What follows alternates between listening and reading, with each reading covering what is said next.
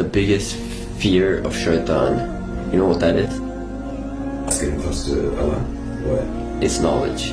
Oh yeah. The more a Muslim learns about Allah, his heart will naturally open up, which will allow him to understand Shytaan, understand his mindset, understand his goal, understand his attacks, understand his direction, understand where he comes, when he comes, what he does. You know, Shytaan is something that knows you so well because there's two appointed to you.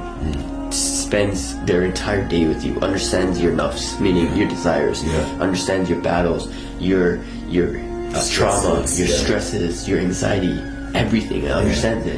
And very well. But all it can do is whisper to you. Remember, that word whisper, it speaks volumes, because if something is whispering to you, then you know Allah has already given us the ability to talk over it, to rise above